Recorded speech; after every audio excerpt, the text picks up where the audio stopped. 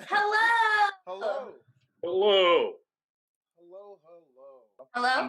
Oh, baby. Yeah, there we There go. we go. All right. Sweet. We can hear me? Yes. Cool. Thank you for joining me. I have two guest hosts with me today. They have both actually been in operas, so they'll be able to ask more educated questions than me, a clarinetist. Okay. Awesome. Hi, everybody. Hello. Nice to meet y'all. Oh, Oh, sure. I see that you're a Red Sox fan. I grew up in Boston myself. And since this is completely not related to anything, this is just a warm up. But since the Major League Baseball season is going to be delayed, do you have a Korean baseball team that you've picked to root for this season? No, honestly, No. We're just cutting baseball out this year? Yeah, honestly, it's just better for my sanity to just not have to think about it, amongst the many other things. But yeah. So Matthew, when this whole COVID-19 thing was starting to bubble up, what was it like from your perspective? Well, it was a very real, like, in the moment kind of thing, because I was slated. I was in Florida, kind of right when it started to happen. I was in where was I? I was in Del Mar doing a couple concerts, and we had two concerts. And the first one went great, and then the second one, people started to say things are starting to close, like all over the world. And we're like, well, should we be doing this concert? But nobody was really that concerned. It wasn't real yet at this point. And so we did the second concert, and we had another concert slated for the end of the week. So that was, I think, it was like a Saturday, Sunday, and we were supposed to come back next Friday. So we all came back to New Jersey. This is with the Sharp Family Singers, by the way. This is a concert group that I sing with. So some of them were going to stay and go to Disney World, which ended up being a very bad idea, but we didn't know that at the time. So my girlfriend and her mother ended up staying in Florida for that time, and me, her father, and the rest of the group ended up coming back to New Jersey, and we were going to fly back Thursday night for the Friday show. And it took off like a rocket when it finally did, when people started becoming aware of what was going on.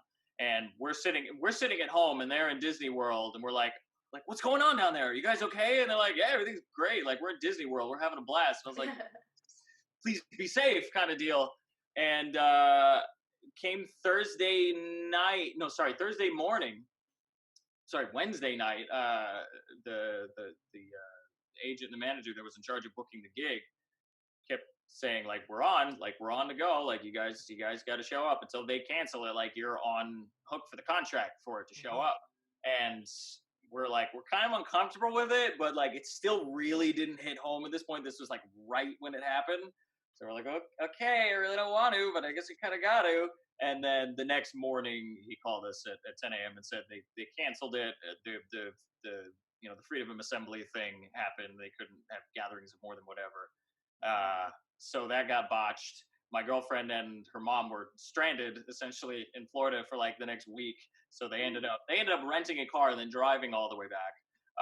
But that was my first COVID canceled gig. And then they just started piling up after that, to a disappointing end. But at the same time, I understand why.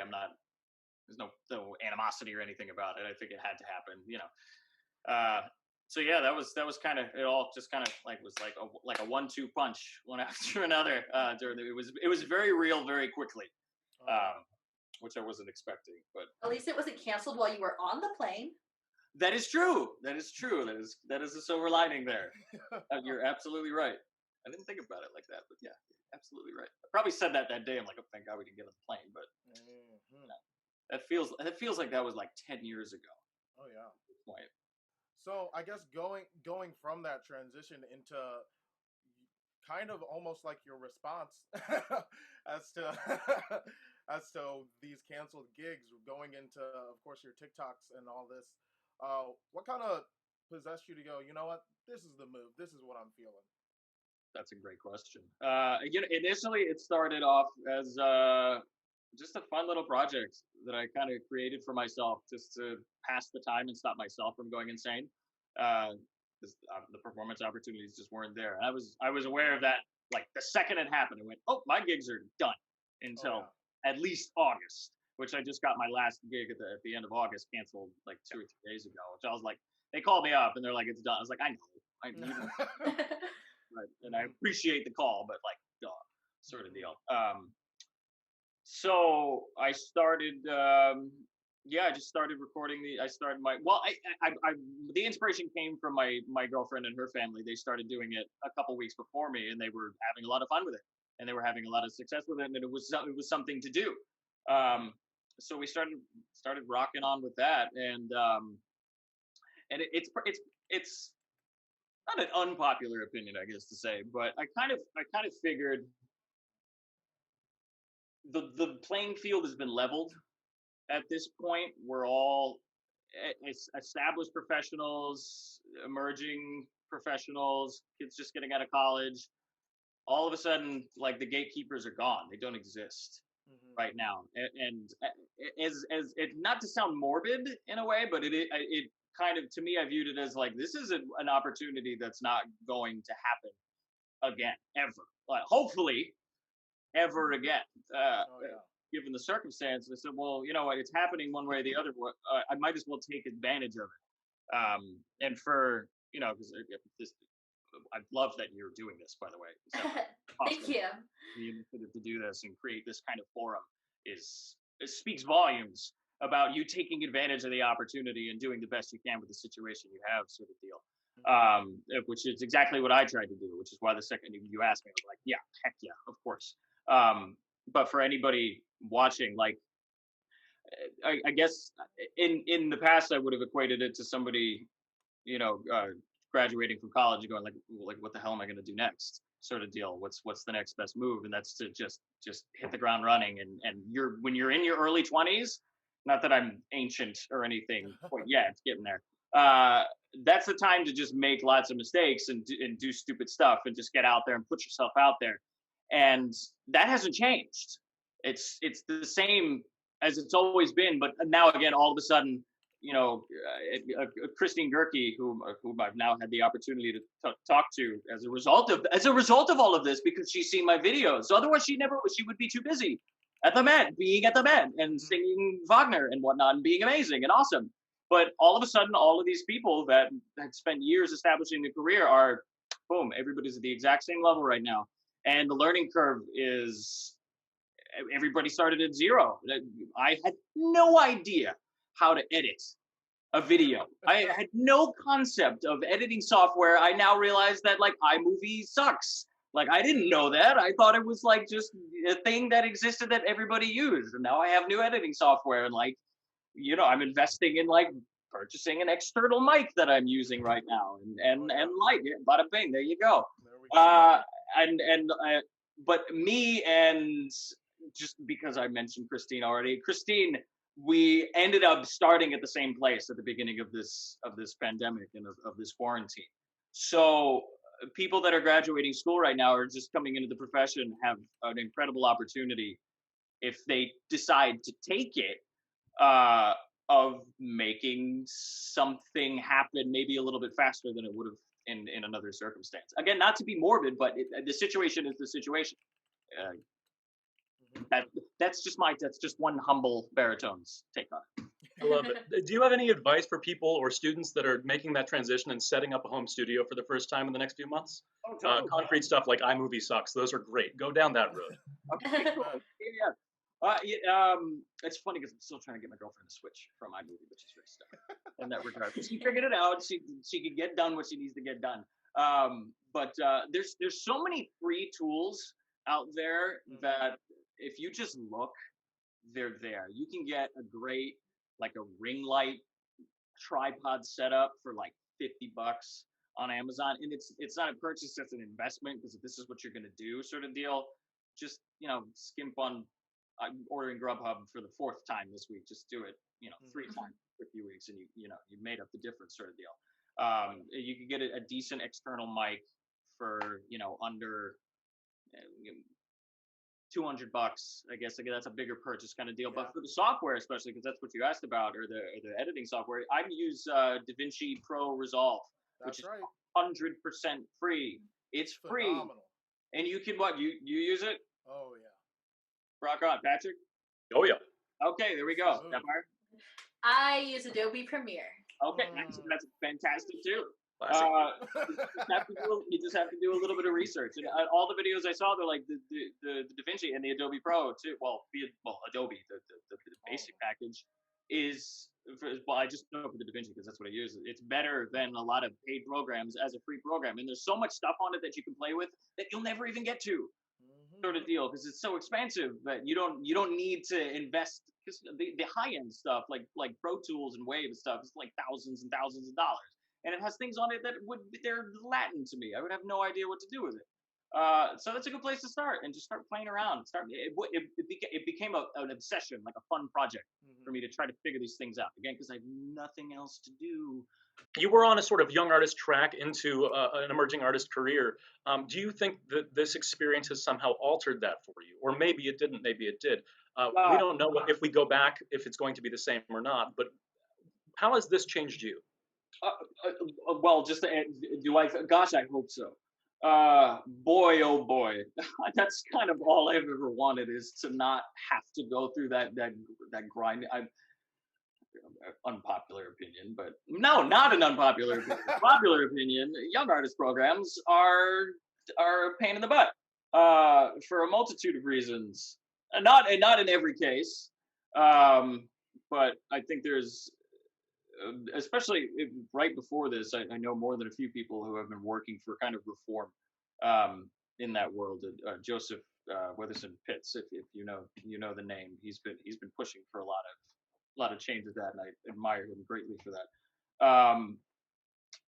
And I think a lot of his progress is going to be sped up exponentially by all this. Again, one of those things of baptism by fire sort of deal. For me personally, I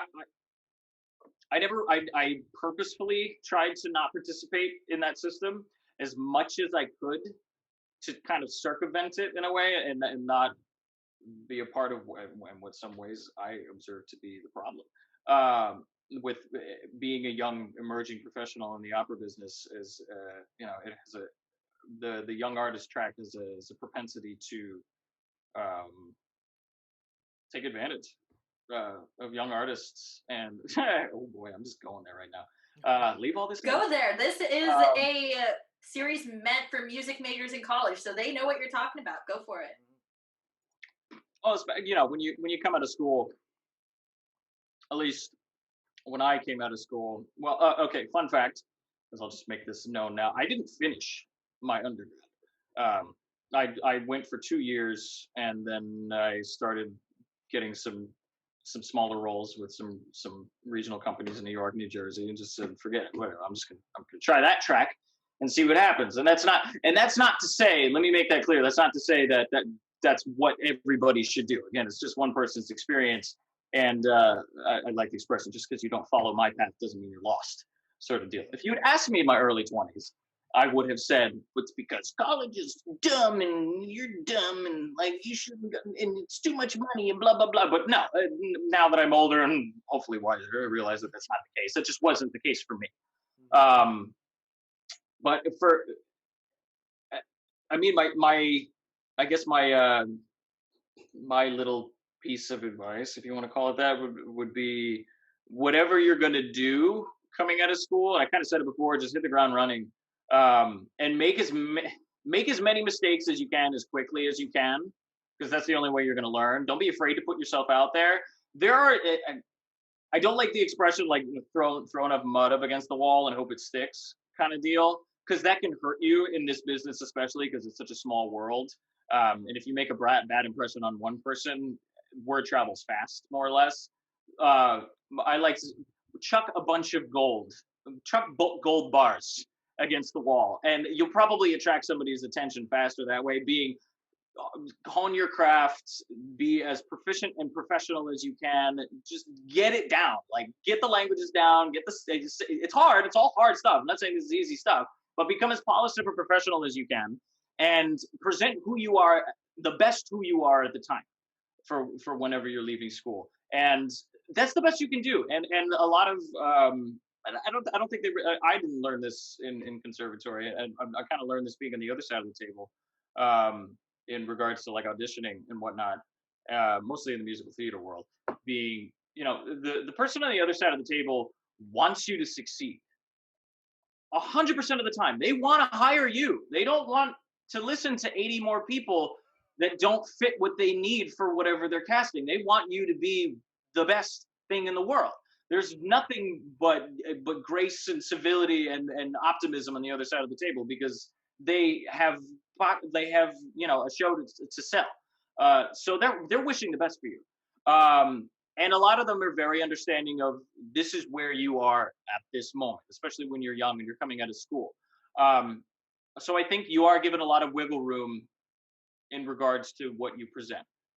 And I think conservatory has a tendency to kind of, how do I put this delicately? What do I care? Make you feel kind of lesser than coming out of conservatory culture. Yeah, and it's not indicative of the real professional world in a lot of ways. It's been, I would say, more so with the oh man, I'm just going there. More so with the big time conservatories, even than the smaller schools, I guess. I think because there's such a culture, it's such an established culture, I think, in that regard, that it's hard to avoid. In a lot of cases, and that's something that I didn't really experience it at my college as much. I kind of kept to myself, kept my head down, and just did what I needed to do, and then left. But I sing with a lot of colleagues that have had experiences that would lead me to believe that.